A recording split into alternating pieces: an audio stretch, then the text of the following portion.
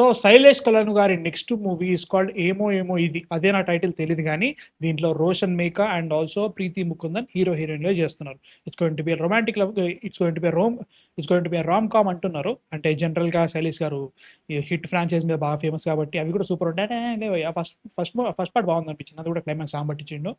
No అసలు rewatch value లేదు. Highlight ఏంటంటే ఈ సినిమా ప్రొడ్యూస్డ్ బై సితార్, ఏదైతే ఇప్పుడు వస్తుందో ఈ సినిమా సితారా. సో ముందే చెప్పండి ఈ సినిమా ఇలానే చూడండి, లేకపోతే నేను ముందే చెప్పేసాను కదా అంటారు కదా, ఏదో ముందే చెప్పేసేయండి, దాన్ని బట్టి మేము థియేటర్కి వెళ్ళి చూస్తాం అది బాగుందో లేదో. ఫస్ట్ చూసేద్దాం, తర్వాత మాట్లాడదాం అండి. సో యా లెట్స్ వాచ్ ఏమో ఏమో ఇది ఫస్ట్ బ్రీజ్ అంట.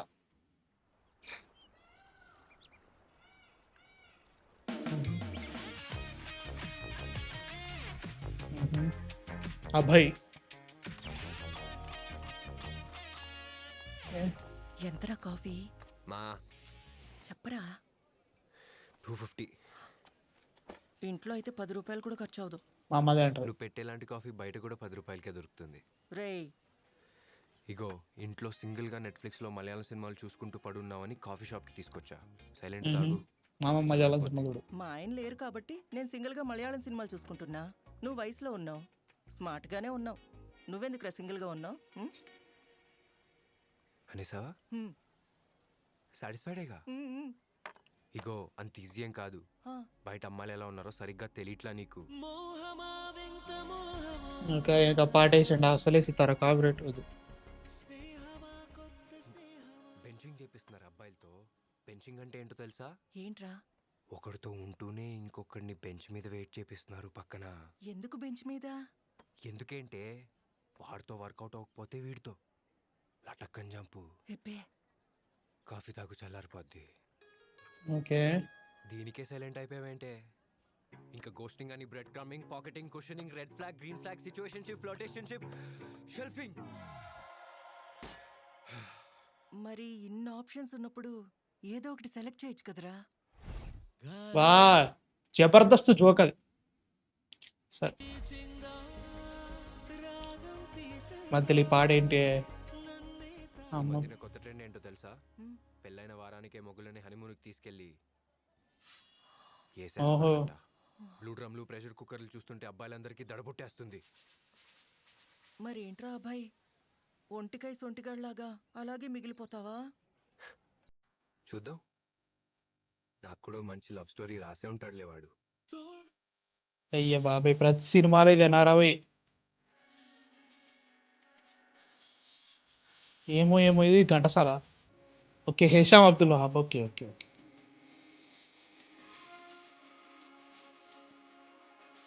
అబ్బాయి అండి అపూర్వ.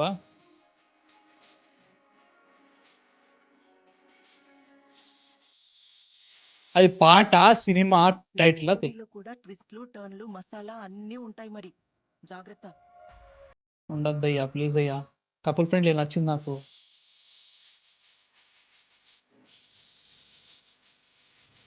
ఈ పాట పో.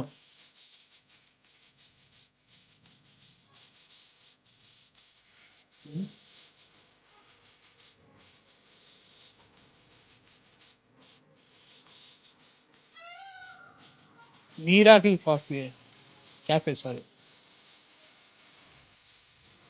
ఈయన బక్క అయిపోతే వాలాడు, మన ఛాంపియన్లో బాగుండదు.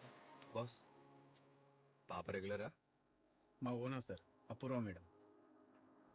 అపూర్వ. అపురూపంగా ఉండే నీ కళ్ళతో అపూర్వమైన నా గుండెని నా జనరేషన్ రా, నీకు వర్కౌట్ అవదో వచ్చాయి. బతికించా అమ్మా.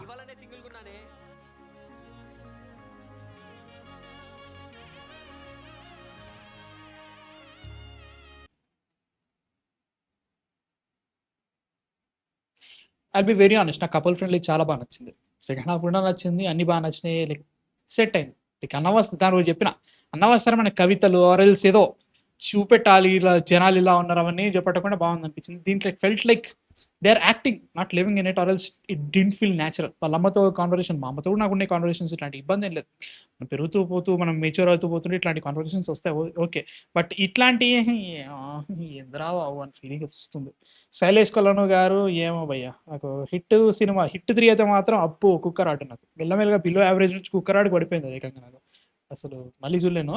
ఏమో తర్వాత ఈయన సడెన్‌గా రామ్ కామ్ అన్న తర్వాత ఏమో మారుతాయేమో అనుకున్నా. And I liked Roshan Meka in champion బాగున్నాడు. లైక్ పర్ఫార్మెన్స్ బానే అనిపించింది. హి ఈస్ వెల్ యాక్టివ్, చూడ్డానికి బాగున్నాడు. అన్నీ బానే ఉన్నాడు.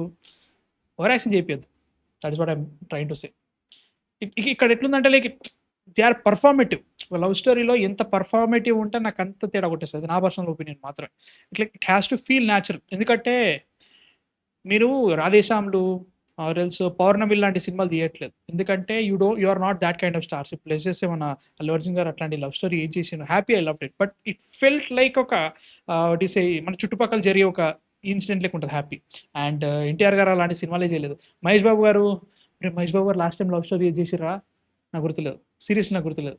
లైక్ వాళ్ళు చేసినప్పుడు ఒక రకంగా ఉంటుండే. 'ఖుషి' ఫెల్ట్ లైక్ ఒక నార్మల్ కాలేజ్ గోయింగ్ స్టూడెంట్స్ లెక్కనే వాళ్ళ చిన్న చిన్న వర్డ్స్ లెక్క ఉంటా ఉంటాయి. And it doesn't feel like like ఏదో వాళ్ళు పర్ఫార్మ్ చేస్తున్నారు. లైక్ వాళ్ళ ఏజ్ కంటే ఎక్కువ తక్కువ తగ్గి మరీ చేస్తుంటే తెలుస్తా ఉంటది. బట్ స్టిల్ అది పర్ఫార్మెన్స్ అనిపియదు. ఇప్పుడున్న లవ్ స్టోరీస్ ఏమైపోతున్నాయంటే ఏదో లైక్ వాట్ యూ సే నేను ప్రపంచాన్ని ఓరల్సి ఇదే నా ప్రపంచం ప్రేమే అనుకుంటే కవితలు పాడుతా ఉంటారు చూసినా అవి నాకు నచ్చవు. నా పర్సనల్‌గా love story has to be natural. Love stories has to be natural. ఎందుకంటే లైక్ అది మన రియల్ లైఫ్‌కి ఎంత దగ్గరగా ఉంటే అంత బాగా ఎక్కుతది నా ఫీలింగ్. నాకైతే మాత్రం మంచిగా అనిపిస్తా ఉంటది. If you feel related to thought particular thing ఇంకా బాగా ఎక్కేస్తది నా ఫీలింగ్. అట్లాంటివి ఉంటే ఇంకా బాగుంటది. పర్లేదు ఇది నా కప్ ఆఫ్ టీ కాదేమో. సితార వాళ్ళు ఇంకేదో తీస్తున్నారేమో తెలీదు గానీ లైక్ ఈ 3 నిమిషాలు 36 సెకండ్‌లో మాత్రం ఏమో అనిపిస్తుంది. ఆ పాట బాగుంది. ఎందుకంటే 'హేషామ్' బా చేసిండు. లాస్ట్ అంటే స్టార్టింగ్ ఏదో స్టార్ట్ అయితుంది అనుకున్నా. తర్వాత మధ్యలో వచ్చిన సెకండ్ చరణమో సంథింగ్ ఏదో మెయిన్ వస్తది చూసినావా అది బాగుందనిపించింది. బట్ ఓవరాల్‌గా అదే ఏమోరా మీకెలా అనిపించింది? లాస్ట్‌లో కవితలు చెప్తుంటే వాళ్ళ అమ్మ ఆపింది కాబట్టి అప్పు లేకపోతే క్రింజ్ అనేటోడిని. నాకు ఒక్కనికే ఇట్లా అనిపిస్తుందా? మీకు కూడా ఇలానే అనిపించిందా? కింద కామెంట్స్‌లో చెప్పండి. సబ్స్క్రైబ్ అయితే చేసేయండి నచ్చితే. నెక్స్ట్ వీడియోతో మళ్ళీ కలుస్తాం. త్వరగా. Man fiction signing off.